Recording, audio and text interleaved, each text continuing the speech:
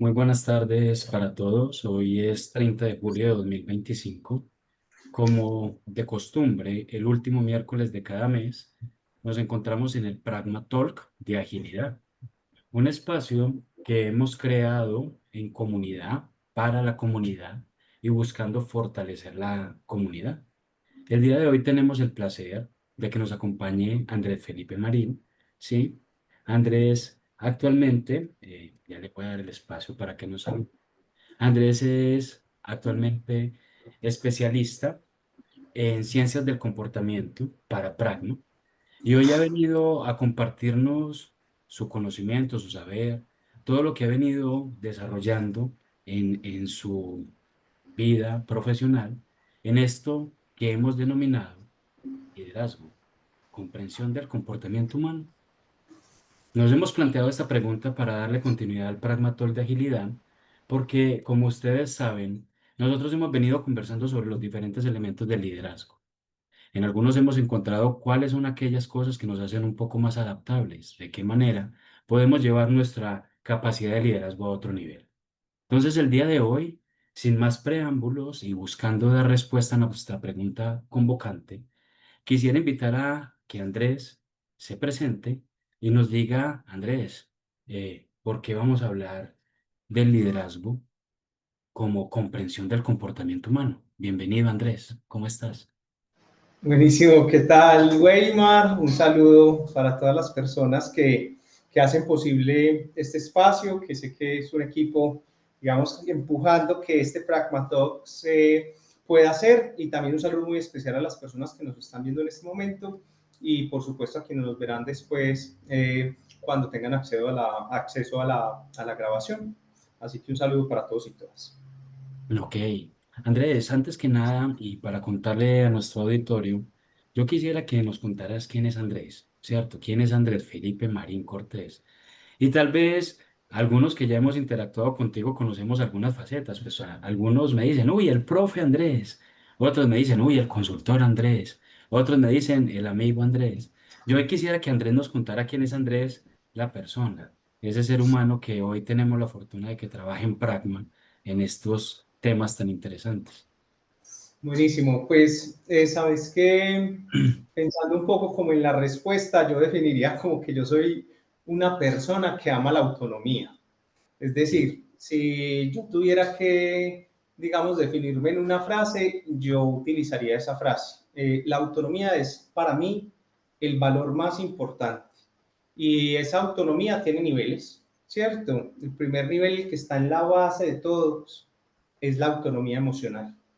Y sobre esa, ¿cierto? Que es en este caso, digamos, que uno pueda poder entender qué es lo que siente, pero vivir aún con aquello que siente, con la tranquilidad y la confianza de que el futuro será bueno. La confianza no es, digamos, como que el antónimo de la confianza, Weimar, no es la desconfianza, es la incertidumbre. Y en un mundo lleno de incertidumbre, se necesita al menos un poquito de confianza para saber que mañana la vida estará bien. Entonces, para mí la primera base de la autonomía es la autonomía emocional. Y sobre esa luego se levanta la autonomía financiera, que es muy importante también y que yo creo que todos deberíamos de buscar sin ser tan tiquismiquis cuando hablamos de plata, o cuando alguien dice que desea dinero, o cuando alguien dice que quiere buscar, digamos, como un bienestar económico, financiero, ¿cierto? Yo lo pongo sobre la base, digamos, como del valor que es la autonomía.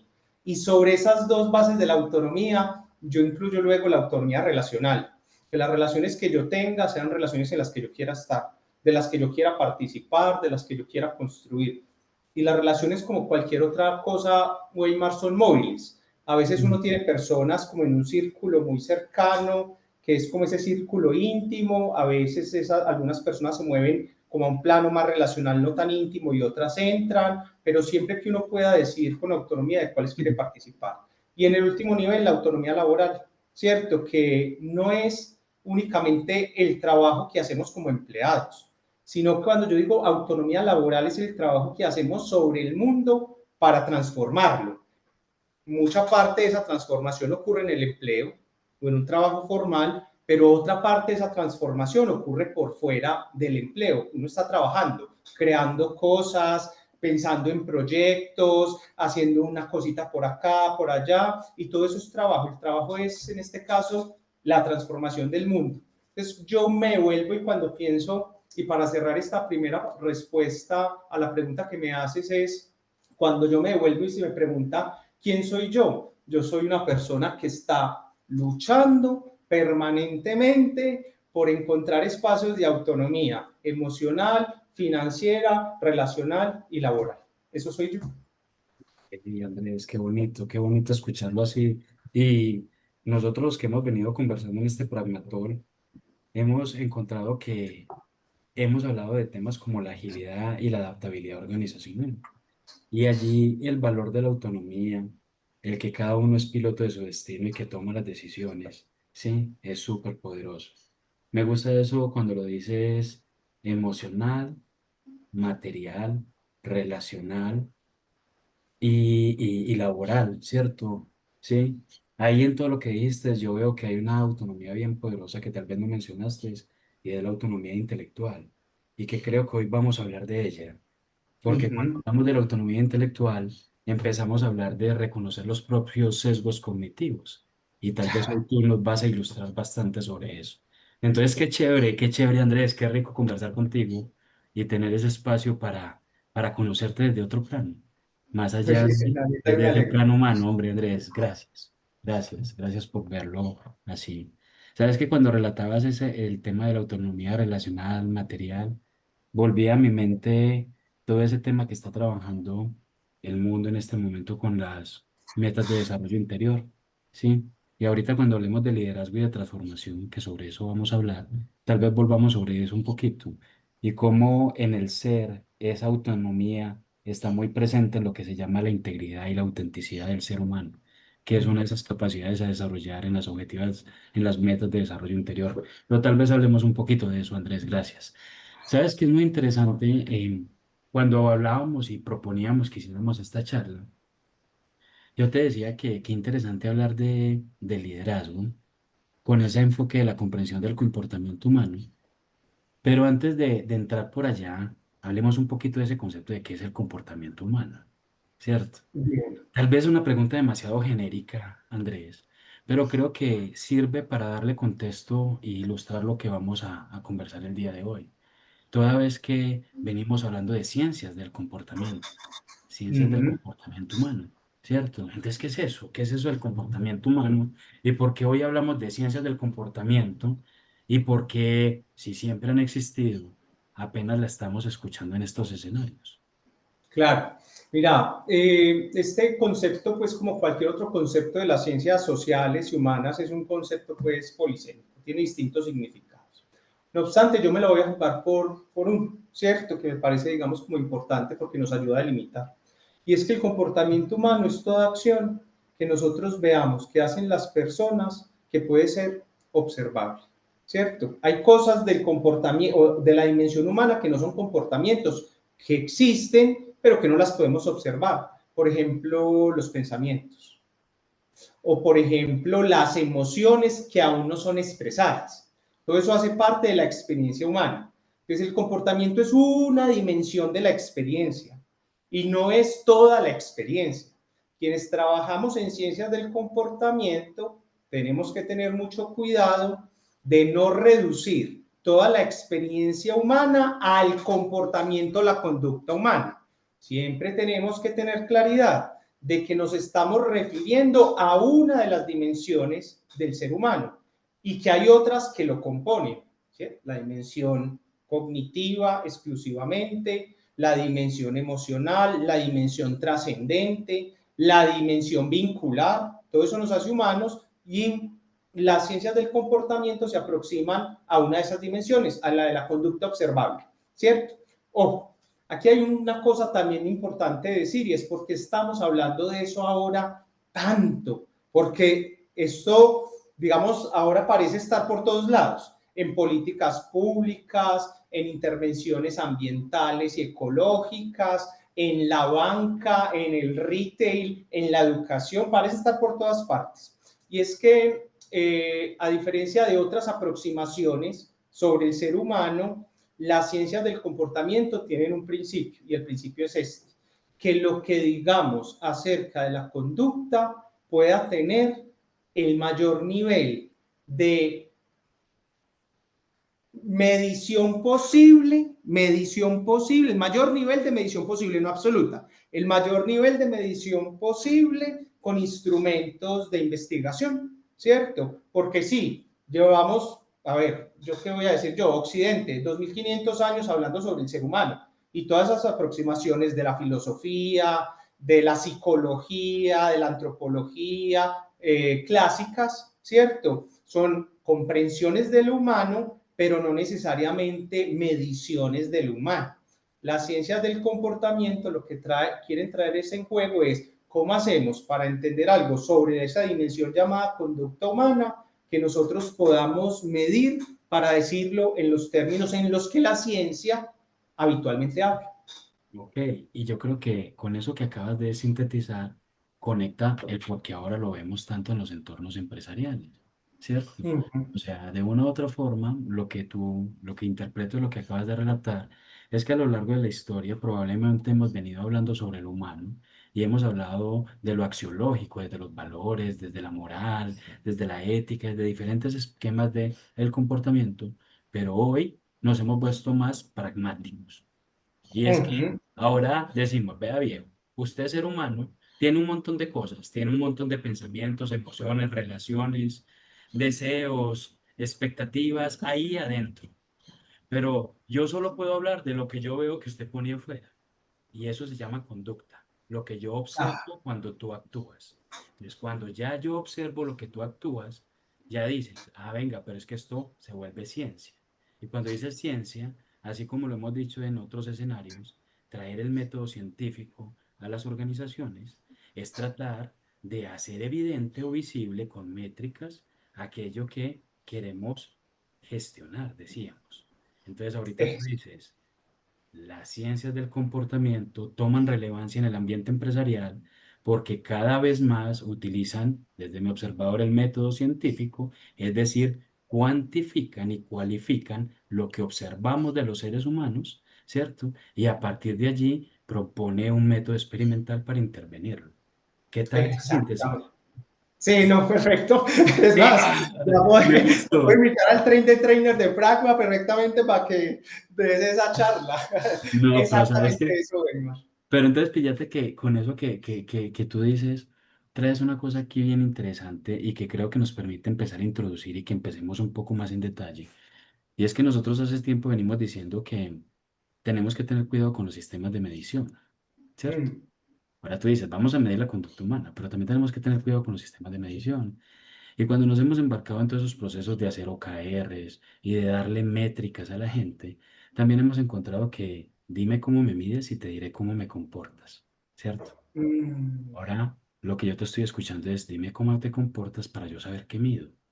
¿Te das Claro, cuenta que le vamos como dando un poco la vuelta? Y en esa línea de dime qué mides, cómo te comportas, ¿cierto? Viene a este punto y es posible, Andrés, desde ese ejercicio, efectivamente comprender ese comportamiento humano a través de mediciones. Contanos un poquito de eso.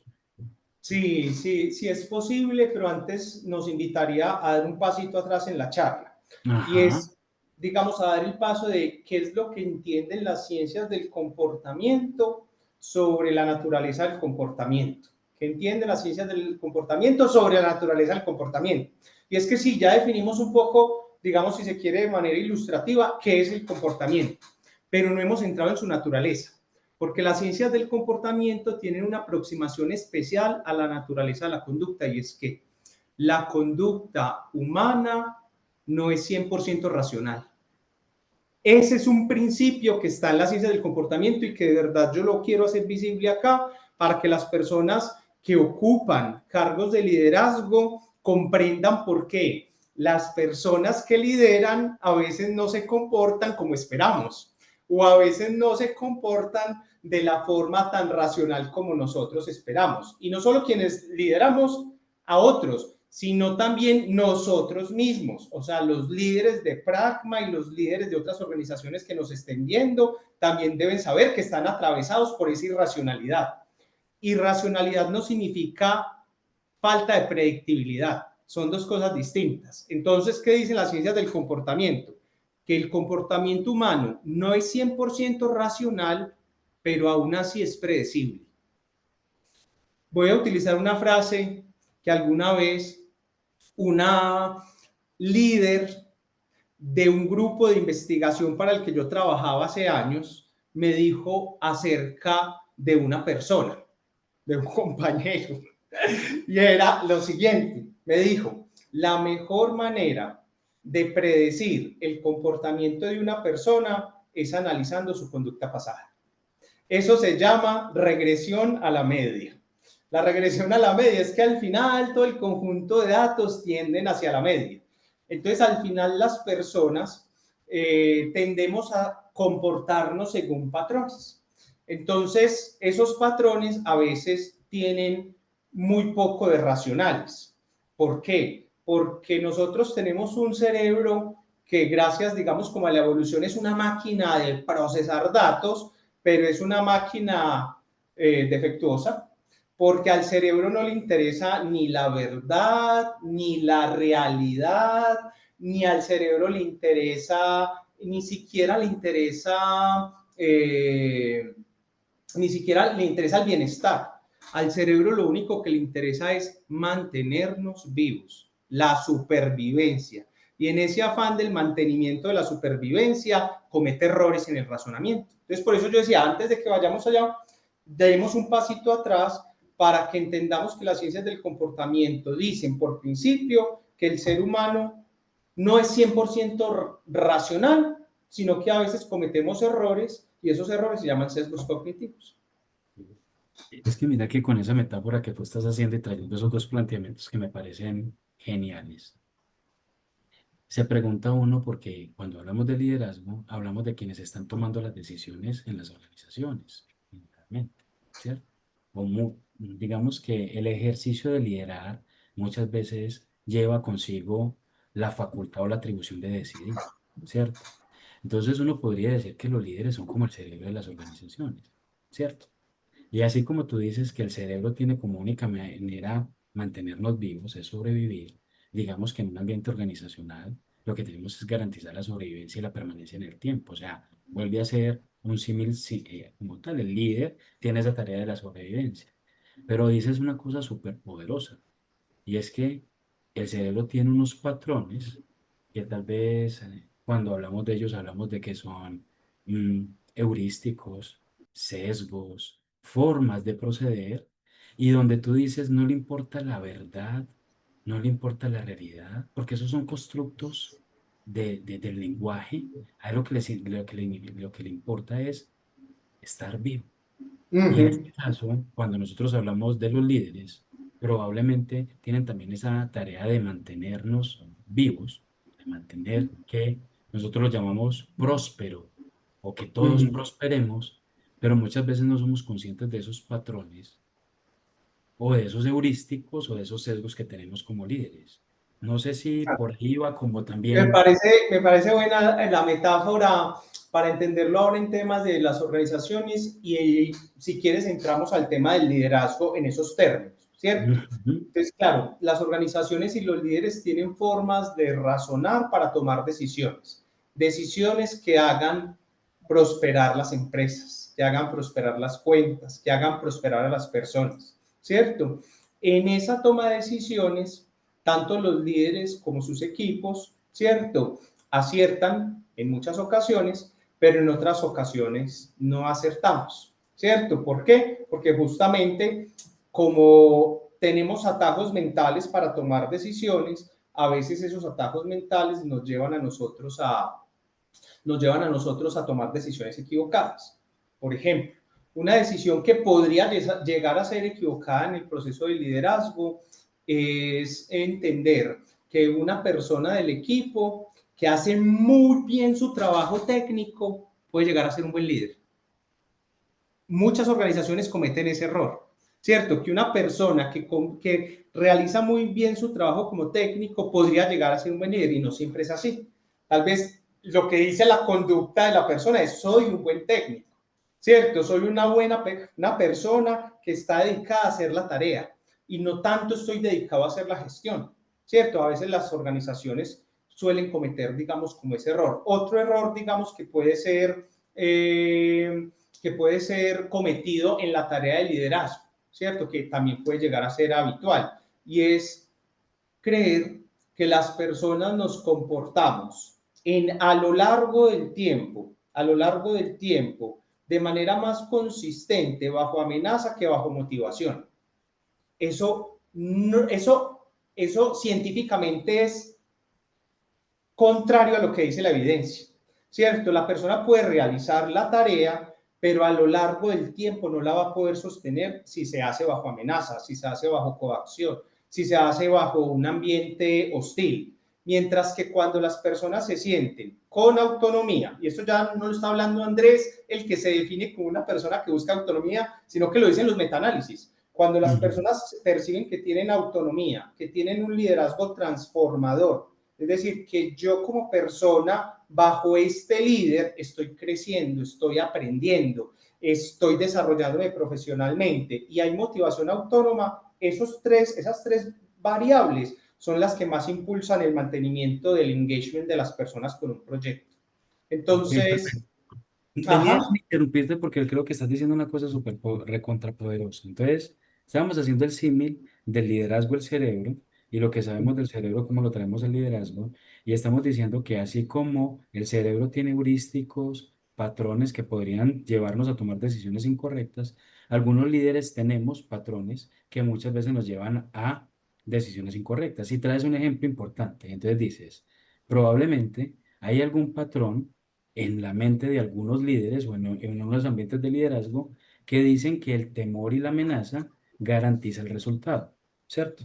Y entonces cuando llevamos eso y lo comparamos con la neurociencia y con el estudio de la química cerebral, cuando está el cerebro bajo patrones de amenaza, vemos que probablemente al final del día el pelado muere, como dicen por ahí. O sea, ¿cómo así que al final del día el pelado muere? Sí, es que probablemente el cerebro es menos efectivo en ese patrón. Extrayéndolo aquí es, venga, pero es que resulta que probablemente al final del día ese líder que ve que esa es una forma, probablemente ese patrón lo tenía incorporado, uno, y no sabe que es un patrón incorrecto, ¿cierto? Dos, probablemente ni siquiera es consciente de su patrón como tal, uh-huh, ¿cierto? Entonces uno dice, venga, en ese sentido, ¿qué le dice uno al líder? Venga, cuando yo estoy hablando al cerebro, yo ya el cerebro sé que si lo tengo bajo amenaza, efectivamente no funciona. ¿Cómo le digo al líder? ¿O qué le muestro al líder para que efectivamente empiece a identificar sus propios patrones mentales y reconocer cómo sus propios sesgos probablemente lo están llevando a tomar decisiones incorrectas? ¿Cómo le muestro eso? uh-huh. Mira, una de las cosas que se pueden hacer en las organizaciones y que evidentemente estamos haciendo en Pragma hoy es esta conversación, ¿cierto? Que es una conversación dirigida principalmente a personas que ocupan cargos de liderazgo, no exclusivamente, pero sí digamos que el tema sabemos que es de interés para estas personas, es decir, poner a circular esta conversación. La otra cosa que se puede hacer es medir, ¿cierto? Medir, es decir, experimentar, pero cuando digo experimentar no estoy diciendo probemos y ensayemos, no estoy hablando de realizar experimentos conductuales que nos permitan comparar estilos de liderazgo y poder mirar cómo esos estilos de liderazgo impactan la productividad. Eso se puede, eso se hace y eso lo hacen las empresas que tienen, digamos, como en su corazón las ciencias del comportamiento atravesadas en toda la organización. ¿Cierto? Eso es una cosa. Y lo otro, Weimar, es el awareness, que es esto. Y es, no hay comportamiento que se pueda cambiar si yo no tengo conciencia de las implicaciones de ese comportamiento. El primer nivel, no el único, para que un comportamiento se dé, es el awareness, es la conciencia de eso. Pero no basta con eso. Entonces, ¿a qué me refiero con eso? Y ya voy a qué es lo que falta. ¿Cierto? Entonces, poner a circular estos temas, de que el liderazgo es también comprender el comportamiento humano y es entender que el comportamiento de mis liderados tiene unos límites en su motivación, tiene unos límites en su atención, tiene unos límites en su memoria. También es entender que yo mismo, como ser humano que lidera, también tiene esos límites. Eso es una cosa. Y lo otro que hace falta es la disponibilización de la conducta. ¿A qué me refiero con eso? Entonces, awareness, disponibilización de la conducta. Me está diciendo, ¿qué hacemos con los líderes para que comencemos a entender eso? Entonces, lo primero es poner a circular el tema. Lo estamos haciendo, por ejemplo, Hablemos hoy. de eso. Hablemos Hablemos de de eso. eso. Ujú. Segundo, encontremos espacios para entender por qué se da, pero no es suficiente. Lo tercero es la disponibilización. Voy a poner un ejemplo por fuera del campo organizacional y ya vengo rapidito. El ejemplo es este. Yo todos los días me tomo una pastilla de magnesio, un suplemento de bisglicinato de magnesio. Yo me la tengo que tomar, yo sé, ya tengo awareness. ¿Por qué? Porque quiero tener mi cerebro sano, porque quiero vivir muchos años, yo quiero vivir muchos años, ¿cierto? Hago lo posible hoy para adentro, es todo esto, eso. Pero ¿dónde tenía yo el bisglicinato de magnesio hasta hace unos meses? Lo tenía en el cajón de los medicamentos que está en el cuarto de mi apartamento. Yo al cuarto de mi apartamento voy únicamente cuando me voy a dormir. De resto, pues, y me voy a vestir. De resto, yo no paso por allá. ¿A dónde sí voy? Al menos 2 veces al día, a la cocina. Entonces, racionalmente, la categoría me dice, pon el suplemento donde están los medicamentos, pero el cajón de los medicamentos está en el cuarto. Pero las ciencias del comportamiento me dirían, no, pon el medicamento, el suplemento, donde se disponibiliza la conducta. ¿Y a dónde voy yo muchas veces por agua, por lo que sea? A la cocina. Desde que lo tengo ahí y no donde racionalmente se supone que debería ir, yo me lo tomo todos los días. Entonces ya, vuelvo acá al ejemplo organizacional y es, tengamos awareness, entendamos cómo somos comportamentalmente, pero disponibilicémosle la conducta a las personas. ¿Qué es disponibilizarle la conducta a las personas? Es darles, por ejemplo, una indicación sobre un proyecto, algo hay que hacer. Y alguien puede tener mucho ownership, puede tener mucha apropiación, pero tal vez necesita algo de seguimiento. Entonces ponemos unos puntos de control, no por vigilancia, sino por comprensión de la conducta, porque sabemos que las personas nos distraemos, baja la motivación, hay mucho Instagram, mucho TikTok en medio, mucho YouTube, entonces necesitamos puntos de contacto, pero no es por control, es porque entendemos que el comportamiento humano se agota la motivación, se agota la atención, entonces necesitamos poner deadlines, cosas como estas. Entonces cierro la respuesta a tu pregunta con esto. Entonces, ¿qué hacemos después de generar conciencia o awareness y de entender cómo es que se da la conducta? Nos entrenamos en pragma y por fuera de pragma en estrategias concretas de facilitación de las conductas que esperamos. Así como yo pongo allá mi bisglicinato de magnesio, entonces aplicamos commitment devices, hacemos prueba social, ponemos deadline. Bueno, no voy a entrar ahora en detalle, pero todos estos son palancas conductuales que un líder puede utilizar para que una conducta se dé. Perfecto, gracias Andrés. Déjeme, yo trato de a ver si le entendí porque usted me enseñó muchas cosas en ese. Perdón, Sí, pero no yo le es con entendí. estallarme. A ver que se me va a estallar el cerebro. Vea.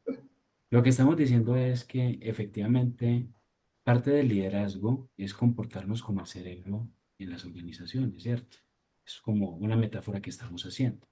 Uh Y ahí -huh. lo primero que tenemos que reconocer es que tenemos sesgos, que tenemos limitantes, que tenemos formas de boicotearnos a nosotros mismos. Eso es lo primero que sabemos, porque así funciona el cerebro, entonces probablemente así nos funciona nosotros mismos y está identificado. Pero entonces después viene y dice uno, bueno, entonces lo primero que tenemos que hacer es que efectivamente comprendamos esa dimensión humana del comportamiento. Es decir, si yo estoy ejerciendo el liderazgo de un proyecto o de unas personas, lo primero que tengo que entender es, venga, estoy con personas y esas personas tienen un comportamiento, ¿cierto? Que no siempre es racional, pero puede ser predecido, predecible, Esa. ¿cierto? Que es lo que nos acabas de decir. Ok, no siempre es racional, pero puede ser predecible. Ok, pero entonces yo te pregunto, venía Andrés, y entonces, bueno, ¿y ese líder cómo se lleva eso para que pueda actuar en el día a día? Entonces vos decís, venga, lo primero es darle awareness, darle conciencia y circule esta conversación, que probablemente ahorita vamos a entrar un poco más en profundidad ahí, porque entonces Ujú. probablemente ahí surgen, venga, es que el líder tiene que entender que es un sesgo cognitivo, que es un heurístico, que es un nudge, ¿cierto? ¿Qué son esos elementos que están en el comportamiento para que tenga conciencia? Pero viene otro segundo elemento donde tú dices, venga, dele la conciencia y esos conceptos que le van a permitir interactuar con la gente desde ese conocimiento del comportamiento, pero también aprenda y dedique energía, esfuerzo y dinero a habilitar aquellas conductas que realmente quieres que pasen. Es decir, Exacto. diseña las estrategias que te permitan que efectivamente esas conductas pasen. Entonces, Ujú. por ejemplo, nosotros decimos, identifique cuál es el patrón que está operando. Voy a poner un ejemplo a ver si trato de cerrarlo y digo, muchachos, el patrón que opera es siempre que vamos a una reunión, pedimos que se grabe la reunión para que quede el testimonio, ¿cierto? Para que probablemente alguien que no venga a la reunión tenga la oportunidad de ponerse al día. Y entonces nosotros decimos a la gente, venga, lo invitamos a la reunión, pero también sabemos que esa persona sabe que vamos a grabar la reunión. Entonces, algo Ujú. que probablemente hacemos para estimular que la gente vea la reunión, participe de la reunión, que él es, venga, pero también tenemos la información grabada para que si usted no viene, no lo haga, pues le tengamos el material, o sea, garanticemos su participación, probablemente se convierte en un patrón que lo que hace es evita que la gente vaya a la reunión, Mm. porque como sabe que van a grabar la reunión, no va a la reunión. Y yo me pregunto cuántos ven la reunión después, o sea, entonces ponemos supuestamente algo que va a habilitar la conducta, es que la gente esté informada de lo que se va a dar en la reunión, que es grabar la reunión, pero eso en vez de estimular que la gente esté y se dé cuenta de las cosas, lo que muchas veces termina es generándonos que efectivamente la gente no se entere porque no fue a la reunión, porque iba a ver la grabación y después no vio la grabación y al final del día se quedó sin la información, ¿cierto? Ujú. Tratando como de hacer como una abstracción de lo que estamos diciendo. Entonces tú dices, ojo, pilas, porque probablemente en ese momento cuando usted lo que quiere es que la gente vaya a la reunión, decir que la va a grabar es tal vez querer favorecer la conducta, pero no necesariamente ese diseño de esa conducta esté bien. Entonces entrenémonos en ello, ¿cierto? Ujú. Dejaste dos temas ahí sobre la mesa donde yo quiero que bajemos en cada uno de ellos. Entonces el primero es, bueno, Andrés, tenemos un poco de tiempo como para ilustrar a quienes nos están viendo, a los líderes que nos están viendo. ¿Cuáles son como, comillas, esos grandes elementos donde tenemos que hacer conciencia? ¿Cierto? Bien. Primer Ujú. punto, y bajamos ahí. Y después de eso, venimos y nos metemos en este tema y es, bueno, esas diseño de conductas se pueden ver reflejados en ejemplos de esta manera y nos cuentas tu experiencia. ¿Te parece? ¿Cómo lo ves? Perfecto. Buenísimo. Gracias, Weyman. Me parece una buena alternativa. Bueno, entonces, ¿sobre qué elementos podríamos hacer conciencia cuando las personas estamos ocupando cargos de liderazgo? ¿Cierto? Entonces, un primer elemento es que cuando una persona o un equipo se compromete o no con una tarea o con un proyecto, hay un montón de elementos en juego. Eso es lo primero que hay que tener conciencia. ¿A qué me refiero con elementos? Hay emociones, hay deseos, hay aspiraciones, hay expectativas, O sea, ¿cierto? cuando alguien entra a un proyecto, tiene una motivación en el proyecto. Sí, Sube o pero baja. también, ajá, pero también eso le produce emociones, ¿cierto? Entonces puede ser emociones, por ejemplo, activadoras de la acción, como el entusiasmo. El entusiasmo es una emoción, a mí me gusta mucho, pues me parece muy bonita. Yo durante mucho tiempo estudié el tema de las emociones, o sea, durante una década yo me dediqué a estudiar las emociones. Entonces, por eso puedo, digamos, como hablar de estas como con tanta también con tanta emoción, ¿cierto? Entonces, por eso digo que el entusiasmo me parece una emoción muy bonita porque es como el fuego primigenio para que se lleven a cabo grandes proyectos. O sea, la gente necesita sentirse entusiasmada. Esa es una emoción que activa la acción. Pero hay otras emociones que lo que hacen es que inhiben la acción. Entonces, por ejemplo, el miedo o la ansiedad es paralizante, ¿sí? Entonces, cuando una persona o un equipo entra en un proyecto, no solamente está el compromiso declarado de que voy a participar, sino que el líder tiene que, estamos hablando de que hacer conciencia, ¿cierto? El líder tendría que saber, ¿cierto? Que hay otros elementos de la experiencia de las personas que entran en juego para que ese proyecto tenga o no tenga éxito. Y una es las emociones, pero no a secas, sino cuáles son las emociones que son impulsadoras de la acción. El entusiasmo es una de ellas, por ejemplo, y cuáles son las emociones paralizantes de la acción. La ansiedad y el temor son emociones paralizantes. Esa es como una de las cosas. Lo otro es cómo se juegan en los roles, cómo se juegan los roles dentro de los equipos, ¿cierto? Hay personas con más iniciativa, hay personas con menos iniciativa. Bueno, dale.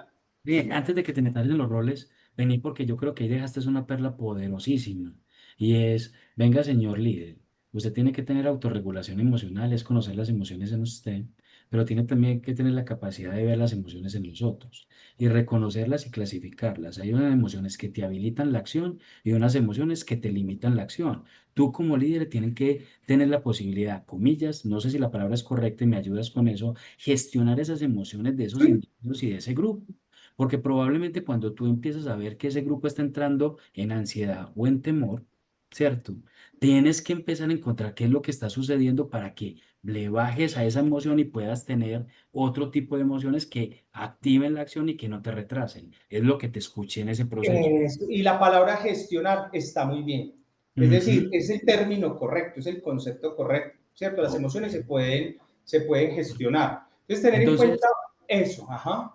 Entonces ese tip es, o sea, lo que yo me llevo de lo que me acabas de decir es, yo como líder, primero tengo que ser consciente de las emociones que está viviendo mi equipo y tratar de gestionar esas emociones que se están dando porque pueden ser que me inhiban la acción que necesito del equipo y muchas veces no somos conscientes de ello, ¿cierto? Entonces traigamos a la conciencia ese elemento, primer elemento. Te vas a meter con un segundo, los roles. Perfecto. Me iba a meter con un segundo y es el de la motivación autónoma.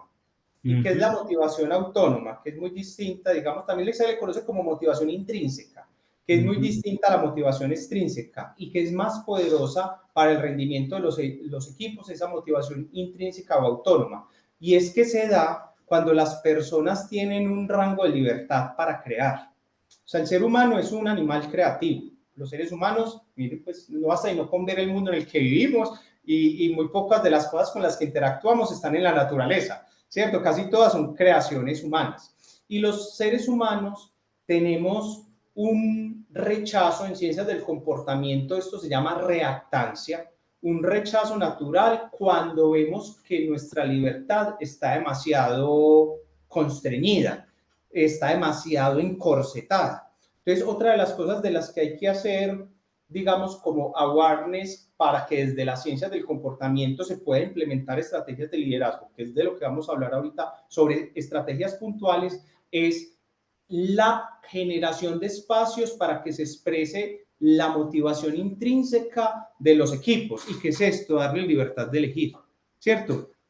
Mira, en el equipo tenemos un problema, ¿cierto? Este problema lo tenemos que resolver. Esa es tu tarea, Weimar, y yo que soy tu líder, te lo estoy, digamos, como indicando. Todo bien, pero vos definirlo como vos quieras.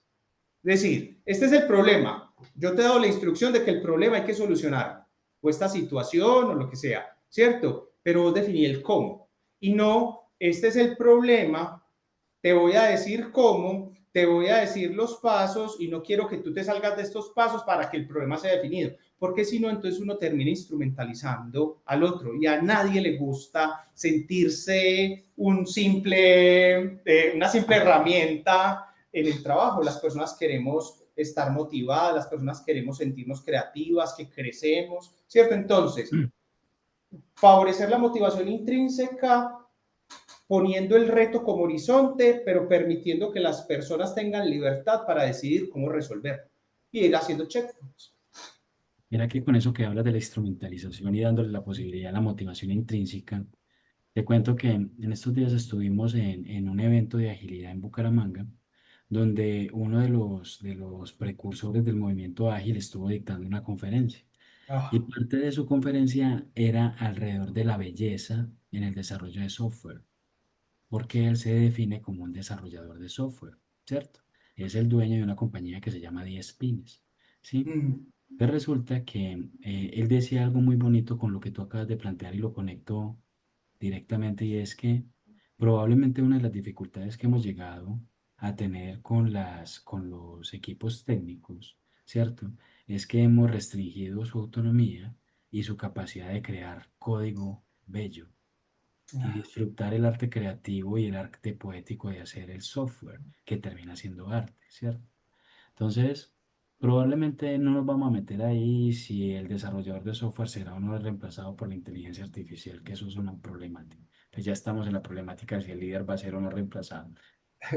Lo bonito que conecto con lo que tú estás diciendo y con lo que decía este personaje interesante en esa conferencia, es que tenemos que entender que para que la gente resuelva el problema, tienen que sentir la sensación de que ellos lo pueden resolver y no que son un instrumento al eh, servicio. Y esa exactamente. autonomía de la que tú hablabas al principio de la conversación, yo lo conecto con el arte y la poética que significa disfrutar lo que hago.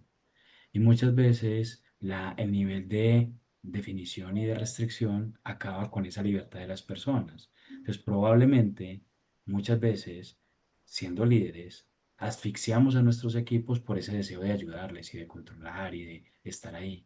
Pero Ujú. acabamos con algo que probablemente es un patrón nuestro que se convierte en contraintuitivo. Venga, es que yo estoy ahí para ayudarle, para que él me vea, y probablemente lo que estoy haciendo es coartando su creatividad, ¿cierto? Eh, Estoy Por eso el utilizando eso. micromanagement es tan nocivo para la gestión de equipos y el trabajo.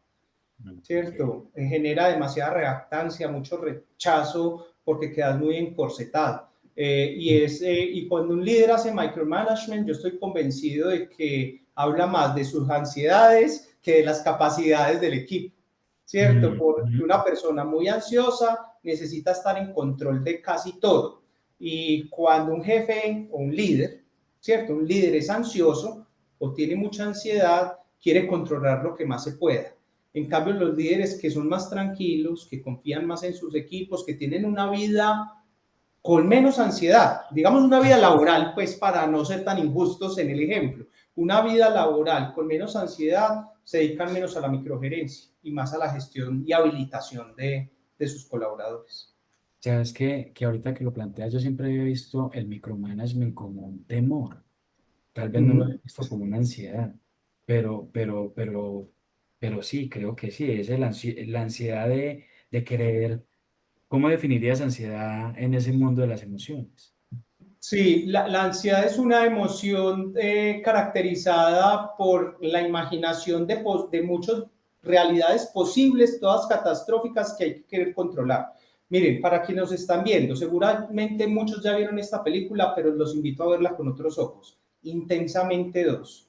Intensamente 2. Yo creo que Intensamente 2 tiene una ciencia psicológica detrás para la construcción de ese personaje ansiedad.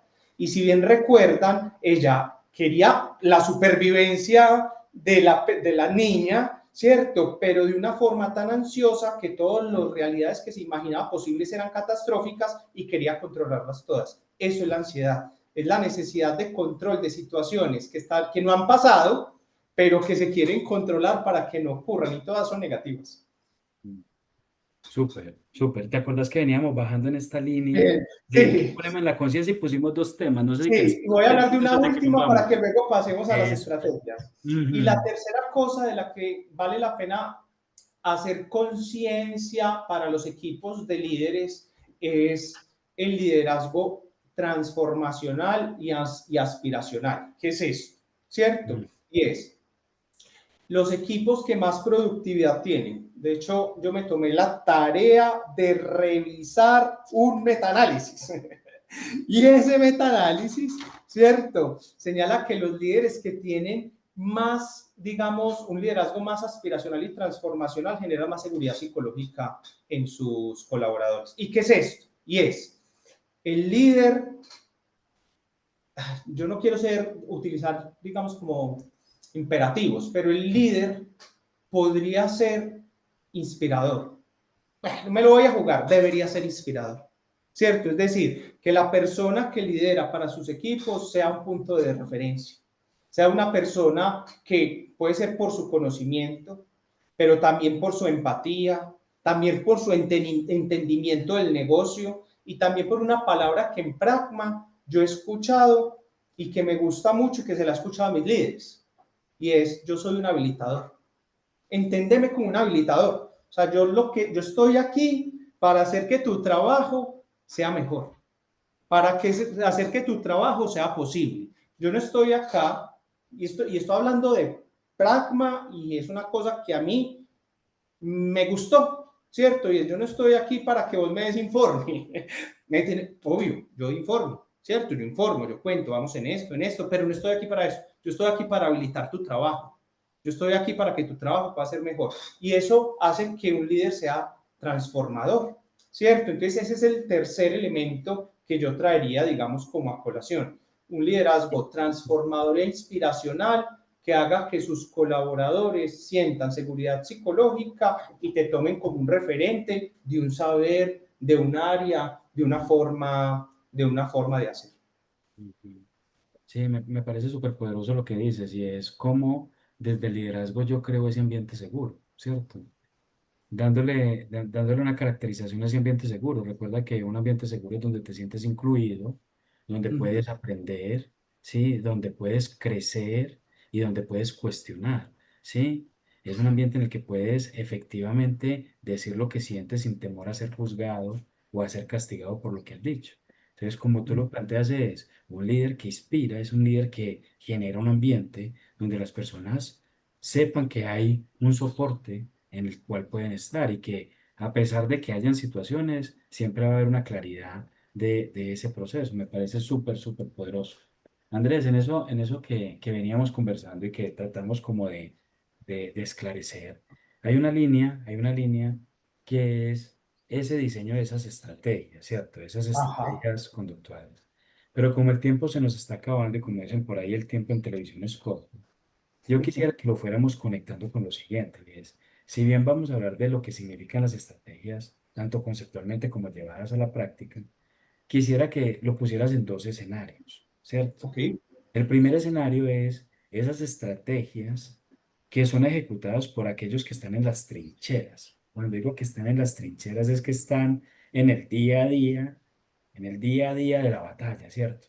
Digamos que en el día de la batalla hay momentos en los que estamos en las trincheras y digo, bueno, a ver qué tengo que echar de mano de lo que tengo aquí para poder avanzar. Pues, ¿cuál es la estrategia que yo cuando estoy allá tengo que empezar a echarla? Es decir, en palabras más, es que le recomendarías a las personas que están haciendo roles similares de los tuyos dentro de una corporación para poder posibilitar los cambios de comportamientos y la conciencia de eso? Sería como la pregunta larga.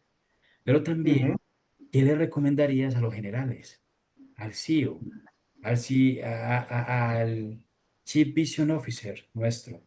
O al presidente y aquel tomador de decisiones que está en lo más alto nivel? Entonces, no sé si te la pongo muy difícil, pero quisiera que contestaras cuáles son las estrategias y cómo las aplicamos desde la trinchera y cómo las aplicamos desde ese nivel ejecutivo. No sé, tal vez cómo, pero creo que estás listo para eso. Vamos con ello, vamos con Mm, ello. Vamos primero con quienes, para quienes están en las trincheras, ¿cierto? Y nos vamos moviendo digamos, hacia el C-Level, ¿sí? Y es cosas que están demostradas que funcionan en la gestión de equipo desde los principios de las ciencias del comportamiento. mm. Entonces, primera cosa, los deadlines funcionan y Los funcionan deadlines mejor, funcionan. sí, funcionan. Y los deadlines funcionan cuando son con tiempos y tareas acotadas, o sea, bien definidas, cortas, funcionan. Entonces, lo que no funciona es lo que se conoce como liderazgo laissez-fairista, y es el liderazgo que permite que sus equipos hagan como quieran, ¿cierto? Como puedan, ¿cierto? Entonces, un principio es, si una tarea se puede hacer en un tiempo determinado y es corta, esa tarea debería tener un deadline explícito tanto para el colaborador como para la persona que está liderando, ¿cierto? Si una tarea es extensa, es un proyecto largo, debería haber deadlines intermedios. Y esto no lo digo yo, sino que lo dicen las ciencias del comportamiento basadas en un principio que se llama la ley de Parkinson. La ley de Parkinson dice, una tarea se extenderá tanto como el tiempo que tú tengas para realizarla. Si tú tienes un año para realizar una tarea, te aseguro que te toma un año. Pero si tú tienes 2 meses para hacerla, te aseguro que te toma un mes, y lo mismo si es 15 días. ¿Cierto? Lo que hay que aprender es a medir. Entonces, esa es una primera estrategia concreta. ¿Cierto? Venga, ven, yo me quedo con esa. Y simplemente nuestro pragmático cero nos dice, planeen con suficiencia, granularidad y detalle, ¿cierto? Las próximas 20 millas, ¿cierto? Ajá. Entonces nosotros a los líderes les decimos, usted tiene que tener la claridad siempre de cuáles son las próximas 20 millas. Es decir, usted tiene que tener suficiencia, granularidad y detalle de las próximas 3 semanas. Y cada semana nos vamos corrigiendo 3 semanas, y 3 semanas, y 3 semanas, y 3 semanas. Esa es la expectativa de hacer una gerencia impecable. Cuando tú lo dices, me calza perfecto con Perfecto. ese tema de la ciencia del comportamiento. Hace un match. Voy a ir con otras dos rápidamente para ir a lo del C-Level, porque sé que ya vamos a ir cerrando, y es la siguiente, y es aplicar commitment devices. ¿Qué es un commitment device? Un commitment device es un compromiso declarado por las personas que incrementa que se dé la conducta. Entonces no basta con que yo le dé la instrucción a Weimar y que yo le diga a Weimar, entonces tu próximo reto es construir un marco de aplicación de ciencias del comportamiento para el equipo de UX, y espero que me lo presentes, por favor, para el 15 de agosto. No basta con eso, sino que uno aplica un commitment device y uno que dice, Weimar, ¿tienes alguna pregunta? Dime qué entiendes de la instrucción y para cuándo sería, por ejemplo. ¿Cierto? Cuando una persona dice, no, yo voy entonces a hacer esto y te lo entrego tal día, se incrementa la probabilidad de que el comportamiento se dé. Esto lo tiene muy pensado la ciencia del comportamiento, muy pensado, no, muy medido la ciencia del comportamiento. No quiere decir que siempre se dé la conducta, quiere decir que se incrementa la probabilidad de que se dé la conducta. Y si la conducta no se da, la persona se ve obligada a entregar su compromiso en el menor tiempo posible después de que pasó el deadline, cuando se ha comprometido. Commitment device es lo segundo. Y lo tercero que diría, para que hay muchas más, luego seguramente vamos a encontrar espacio para conversarlas, pero no quiero dejar de decir algo para la segunda parte de la pregunta. Pero lo último que diría sobre estas estrategias puntuales es la siguiente, y es, además de los deadlines, de los commitment devices, es hacer visible el trabajo que hace todo el equipo. ¿Por qué? Porque los seres humanos nos comportamos mucho en función de lo que otros hacen. Entonces, cuando el trabajo involucra a varios, que el trabajo y el avance de los otros me ayuda a empujar mi propio trabajo. Si yo estoy un poco rezagado, empiezan a aparecer brotes de una emoción que hace que la gente se mueva, y es la vergüenza. Entonces yo no puedo quedar mal con el equipo. Puede ser que alguien quede mal, claro, pero en general no, porque yo ya veo que Weimar va avanzando, entonces yo también, y que eso se vea visible para todos. Y dar reconocimiento, no quiero irme sin la cuarta, a las personas que lo merecen, no por su, no por su trabajo per se, sino por el crecimiento y el esfuerzo que han dedicado y la energía a realizar ese trabajo, ¿cierto? Entonces yo diría esas 4 cosas. Hay muchas otras estrategias que se pueden utilizar para impactar en la conducta e incrementar que se dé. Ahora, de cara al C-Level, muy rápidamente, yo diría esto, y es, nosotros en Pragma estamos levantando cómo algunas organizaciones están implementando unidades de ciencias del comportamiento, no solamente para impactar en lo que hacen sus clientes o sus usuarios, sino para impactar adentro de las organizaciones. Y eso le suelen llamar organizaciones basadas en ciencias del comportamiento, ¿cierto? Entonces, ¿qué es eso?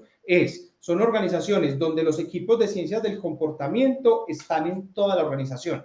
BBVA México es una de esas, por ejemplo, ¿cierto? Claro, hay consultores de ciencias del comportamiento dedicados a pensar flujos para que las personas saquen créditos, pero hay personas de ciencias del comportamiento en la Fundación BBVA. hay personas de ciencias del comportamiento en talento y cultura, hay personas de ciencias del comportamiento en cobranza, en marketing. Es decir, bajar esto a toda la organización en la medida de lo posible como complemento a lo que ya en Pragma sabemos de la gestión de equipos y de liderazgo.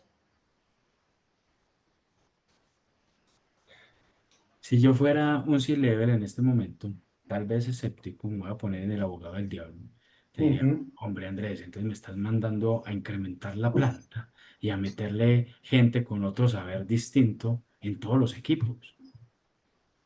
No, Suena no como insultar. necesariamente. No necesariamente. Yo más bien te respondería, diría, no, yo lo que te estoy invitando es a que cada vez haya más personas en cargos de liderazgo que se sumen a nuestro tren de trainers de ciencias del comportamiento, para que puedan aprender las bases de las ciencias del comportamiento y puedan comenzar a bajar estrategias a sus equipos sin que necesariamente nos armemos aquí una unidad, porque realmente lo que menos importa en este caso, claro, cuando se necesitan personas, pero no necesariamente siempre es así. Lo que necesitamos es que el conocimiento este circule. Ujú, Hay formas entendido, de hacerlo circular. entendido. Andrés, yo creo que este es uno de esos temas que da para que conversemos las horas que queramos. Conversar contigo siempre es bien chévere porque aprendí un montón de cosas. Hay algo que no quiero como dejarte de preguntar antes de que nos vamos, porque quiero como quedarme con ese mensaje final y es, las ciencias del comportamiento hoy son una realidad. En la medida que nosotros identifiquemos y tengamos mayor conciencia de cómo nos comportamos como humanos, probablemente vamos a poder lograr mayores transformaciones. Tú decías que hay un tema que queda siempre en punta, ¿cierto? Y es cómo en esos entornos donde tenemos unos retos complejos mantenemos esa seguridad psicológica, ¿sí? Y es cómo desde nuestra labor de líderes hacemos los entornos donde estamos entornos seguros, ¿sí? Entonces, eh, yo quisiera como antes, una muy breve, como para que lo dejemos como abrebocas para una próxima conversación. Y es, en no más de un minuto, Andrés, Uh -huh. si fueras a recomendar algo para que nuestros líderes y los líderes en general, no solo en Pragma, sino en cualquier escenario donde estén, fomenten la seguridad psicológica de los equipos, ¿qué les invitarías? Primero, pues estudien un poquito sobre eso, qué es eso, ¿cierto? Pero después, Después yo diría, en una frase, les diría, pues promovamos espacios laborales donde podamos construir confianza en un mundo incierto. A ninguno de nosotros se nos puede asegurar el futuro, ni dentro del empleo, ni por fuera, ni en el mundo en general. Sin embargo, para poder vivir y tener una vida, digamos, tranquila, necesitamos confianza. Entonces yo le diría, promovamos espacios donde se genere la confianza, así vivamos en un mundo incierto. Súper, Andrés. Yo hace algún tiempo he conocido la confianza como una emoción, pero que muchas veces termina siendo una percepción. Y dicen que confiamos en aquellos que nos cumplen las promesas, Así confiamos es. en aquellos que juzgamos competentes. Entonces, probablemente dejamos de confiar cuando esos dos elementos no están, cuando alguien Así cumple es. las promesas o cuando alguien juzgamos que no es competente. ¿Sí? Bien interesante. Entonces, tengamos espacios para que hablemos de nuestras promesas y de nuestras competencias. Tal vez eso ayude a fortalecer la confianza. Andrés, Yo muchas estoy seguro que sí. gracias. Muchas Muchas gracias por gracias. estar aquí. Simplemente a nuestros escuchas, a contertulios que nos han escuchado el día de hoy, los invito a nuestro próximo Pragma Talk. Como siempre, será el último miércoles del mes de agosto, el 27 de agosto. Y en esta oportunidad vamos a hablar del concepto de la mentalidad de crecimiento o qué significa el crecimiento desde una vista del liderazgo. Cómo los líderes posibilitamos el crecimiento de las personas que están con nosotros, ¿sí? ¿Cómo lo estamos haciendo? Y para ello vamos a invitar a un diseñador que después es ingeniero, que después es músico, que después es dibujante, que después tiene un montón de talentos que uno queda sorprendido. Y cuando uno le pregunta, ¿y usted qué no sabe? Dice, no sé bailar. ¿sí?